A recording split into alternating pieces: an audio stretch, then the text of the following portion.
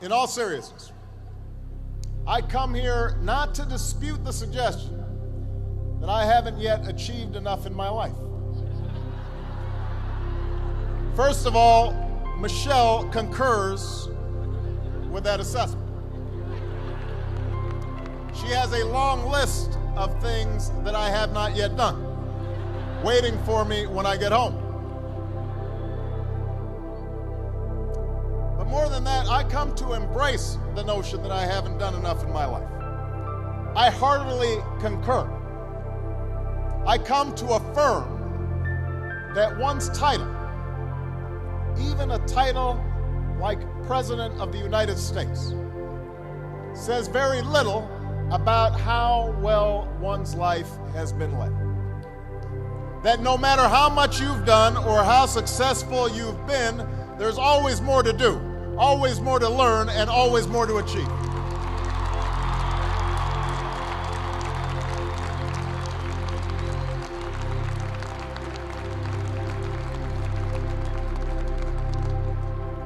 And I want to say to you today, graduates, class of 2009,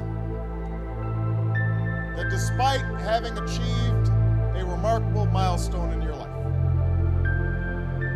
despite the fact that you and your families are so rightfully proud, you too cannot rest on your laurels. Not even some of those remarkable young people who were introduced earlier. Not even that young lady who's got 4 degrees getting today. You can rest. Your own body of work is also yet to come. Now, some graduating classes have marched into this stadium in easy times, times of peace and stability, when we call on our graduates simply to keep things going and don't screw it up. Other classes have received their diplomas in times of trial and upheaval, when the very foundations of our lives, the old order has been shaken, the old ideas and institutions have crumbled, and a new generation is called upon to remake the world.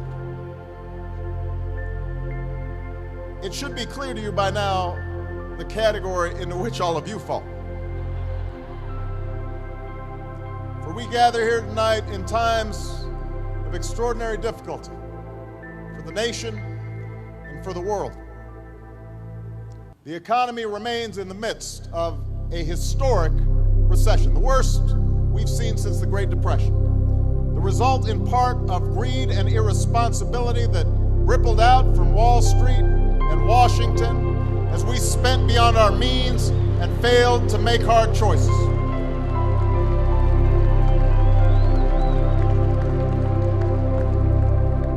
We're engaged in 2 wars and a struggle against terrorism.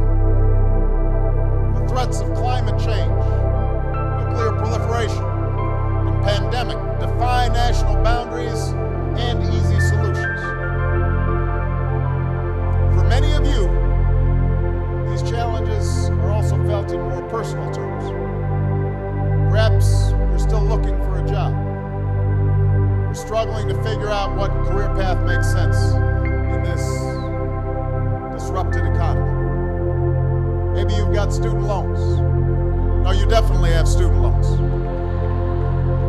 Or credit card debts. And you're wondering how you'll ever pay them off. Maybe you've got a family to raise.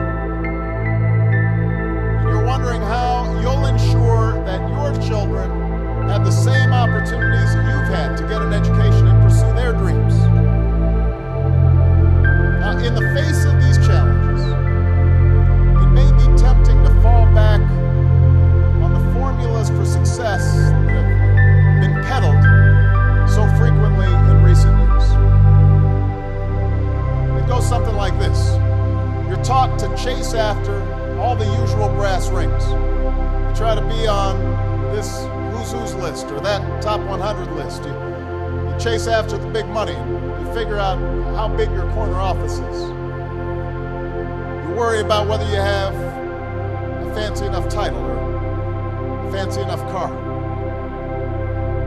That's the message that's sent each and every day, or has been in our culture for far too long, that through material possessions, through a ruthless competition pursued only on your own behalf, that's how you will measure success.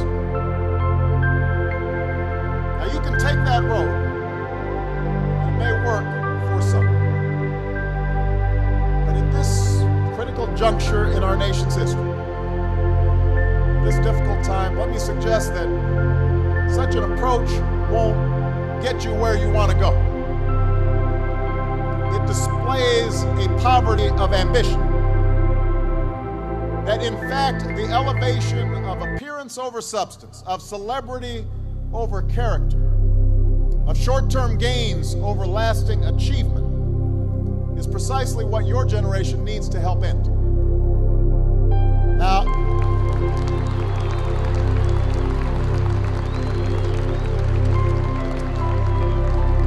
ASU, I want to highlight two main problems with that old, tired, me-first approach to life. First of all, it distracts you from what's truly important.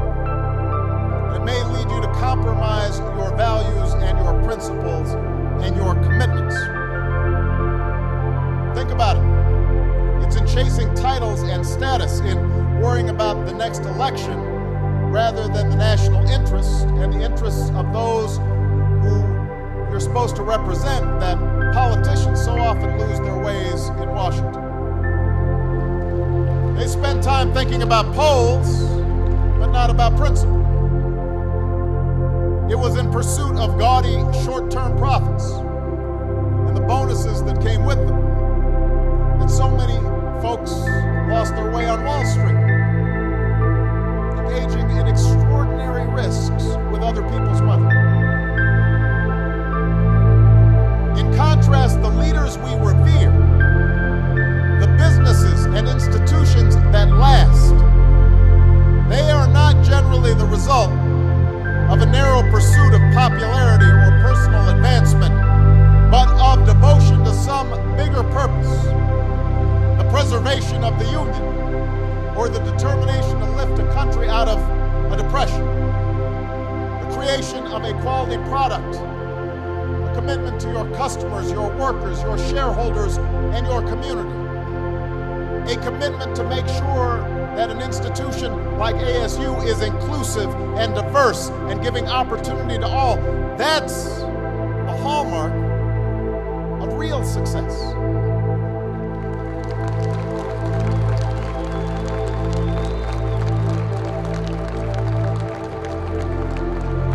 That other stuff, the trappings of success, may be a byproduct of this larger mission. But it can't be the central thing. Just ask Bernie Madoff. That's the first problem with the old attitude. The second problem with the old approach to success is that a relentless focus on the outward markers of success can lead to complacency. It can make you lazy. We too often let the external, the material things serve as indicators that we're doing well, even though something inside us tells us that we're not doing our best, that we're avoiding that which is hard but also necessary, that we're shrinking from rather than rising to the challenges of the age. And the thing is, in this new hyper-competitive age, none of us can afford to be complacent. That's true whatever profession you choose. Professors might earn the distinction of tenure, but that doesn't guarantee that they'll keep putting in the long hours and late nights and have the passion and the drive to be great educators. The same principle is true in your personal life. Being a parent is not just a matter of paying the bills, doing the bare minimum. It's not just bringing a child into the world that matters, but the acts of love and sacrifice it takes to raise and educate that child and give them opportunity.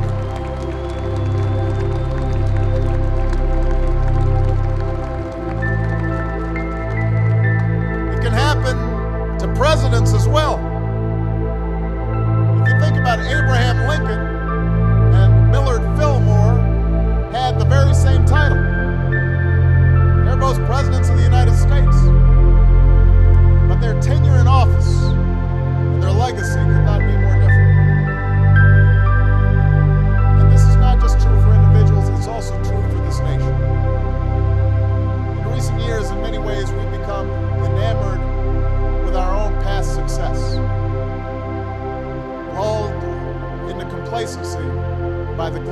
of our own achievements.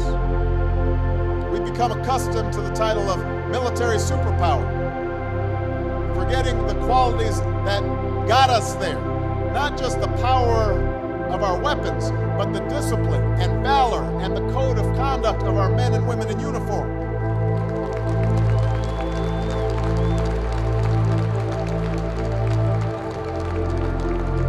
The Marshall Plan and the Peace Corps and all those initiatives that show our commitment to working with other nations to pursue the ideals of opportunity and equality and freedom that have made us who we are. That's what made us a superpower. We become accustomed to our economic dominance in the world, forgetting that it wasn't reckless deals and get-rich-quick schemes that got us where we are, but hard work and smart ideas, quality products and wise investments.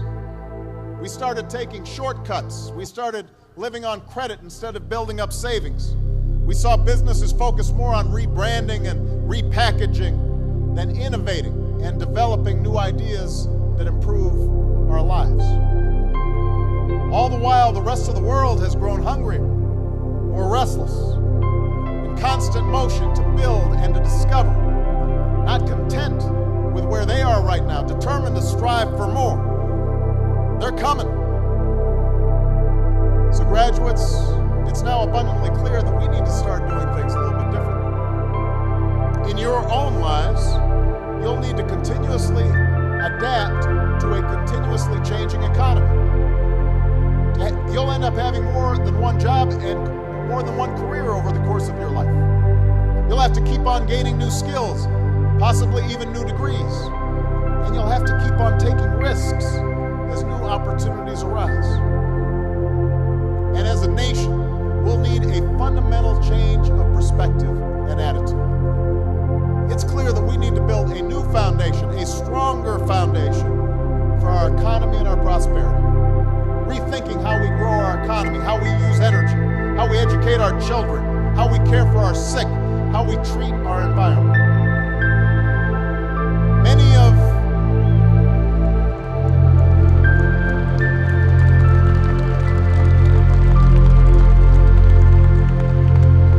of our current challenges are unprecedented. There are no standard remedies, no go-to fixes this time around.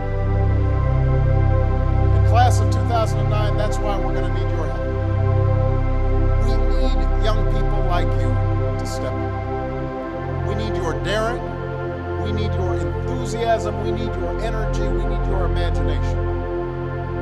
And let me be clear, when I say young, I'm not just referring to the date of your birth certificate. I'm talking about an approach to life, a quality of mind and a quality of heart.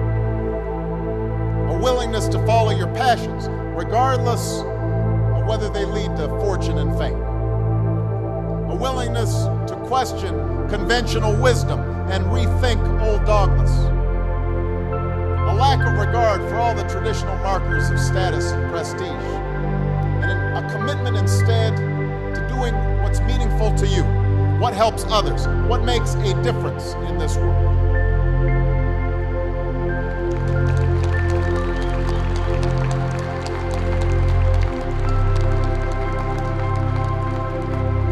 That's the spirit that led a band of patriots, not much older than most of you, to take on an empire, to start this experiment in democracy we call America. It's what drove young pioneers west to Arizona and beyond.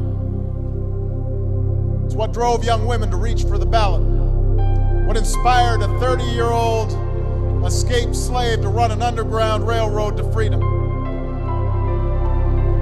what inspired a young man named Cesar to go out and help farm workers, what inspired a 26-year-old preacher to lead a bus boycott for justice. It's what led firefighters and police officers in the prime of their lives up the stairs of those burning towers, and young people across this country to drop what they were doing and come to the aid of a flooded New Orleans.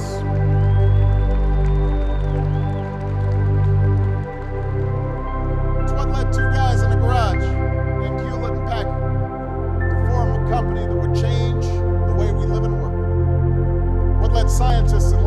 missionaries and novelists in coffee shops to labor in obscurity until they finally succeeded in changing the way we see the world.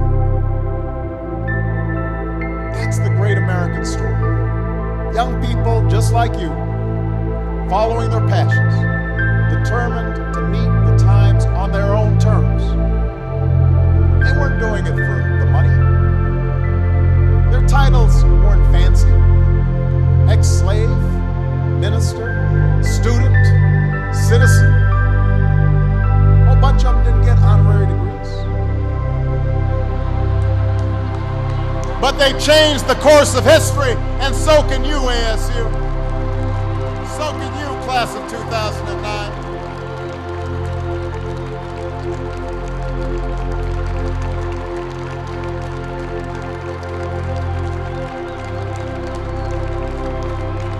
So can you. With a degree from this outstanding institution, you have everything you need to get started. You've got no excuses. You have no excuses not to change the world. Did you study business? Go start a company. Or why not help a struggling not-for-profit find better, more effective ways to serve folks in need?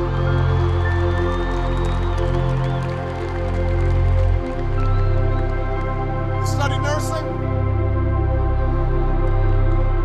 Understaffed clinics and hospitals across this country are desperate for your help. You study education?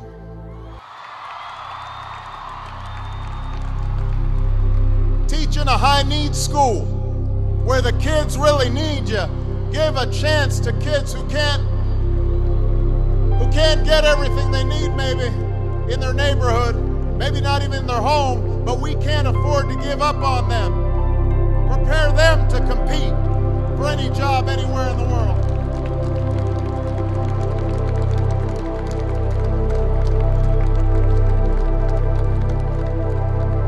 You study engineering?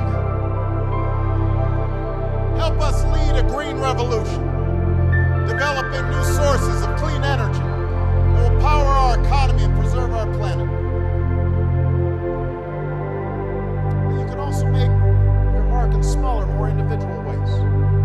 That's what so many of you have already done during your time here at ASU. Tutoring children, registering voters, doing your own small part to fight hunger and homelessness, AIDS, and cancer. One student said it best when she spoke about her senior engineering project building medical devices for people with disabilities in a village in Africa. The professor showed a video of the folks they'd been helping. And she said, when we saw the people on the videos, we began to feel a connection to them. It made us want to be successful for them. Think about that. It made us want to be successful for them. That's a great motto for all of us. Find somebody to be successful for. Raise their hopes. Rise to their needs. As you think about your life after graduation, as you look into the mirror tonight after the partying's done,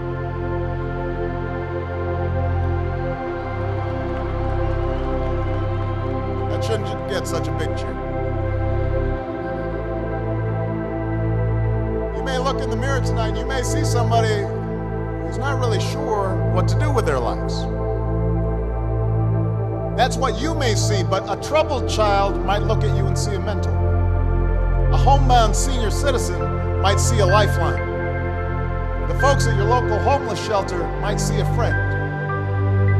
None of them care how much money is in your bank account or whether you're important at work or whether you're famous around town. They just know that you're somebody who cares, somebody who makes a difference in their lives.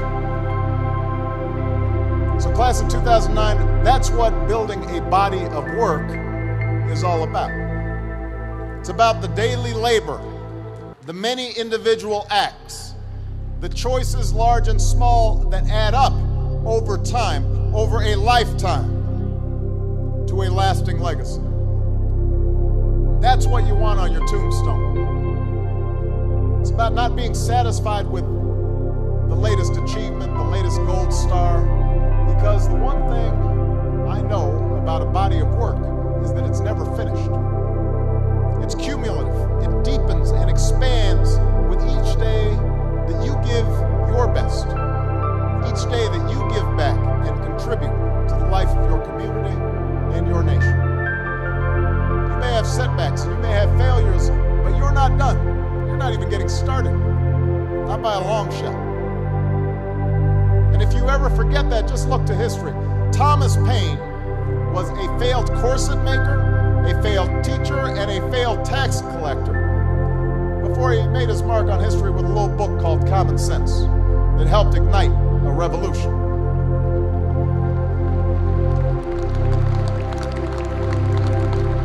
Julia Child didn't publish her first cookbook until she was almost 50. Colonel Sanders didn't open up his first Kentucky Fried Chicken until he was in his 60s. Winston Churchill was dismissed as little more than a has-been who enjoyed scotch a little bit too much before he took over as Prime Minister and saw Great Britain through its finest hour. No one thought a former football player stocking shelves at the local supermarket would return to the game he loved, become a Super Bowl MVP, and then come here to Arizona and lead your Cardinals to their first Super Bowl. Your body of work is never done. Each of them, at one point in their life, didn't have any title or much status to speak of. But they had passion, a commitment to following that passion wherever it would lead, and to working hard every step along the way. That's not just how you'll ensure that your own life is well lived. It's how you'll make a difference in the life of our nation. I talked earlier about the selfishness and irresponsibility on Wall Street and Washington that rippled out and led to so many of the problems that we face today. I talked about the focus on outward markers of success that can help lead us astray. But here's the thing, class of 2009, it works the other way too. Acts of sacrifice and decency without regard to what's in it for you. That also creates ripple effects. Ones that lift up families and communities, that spread opportunity and boost our economy, that reach folks in the forgotten corners of the world, who in committed young people like you see the true face of America, our strength, our goodness, our diversity, our enduring power, our ideals. I know starting your careers in troubled times is a challenge, but it is also a privilege. Because it's moments like these that force us to try harder and dig deeper and to discover gifts we never knew we had, to find the greatness that lies within each of us. So don't ever shy away from that endeavor. Don't stop adding to your body of work. I can promise that you will be the better for that continued effort, as will this nation that we all love. Congratulations, class of 2009, on your graduation. God bless you, and God bless the United States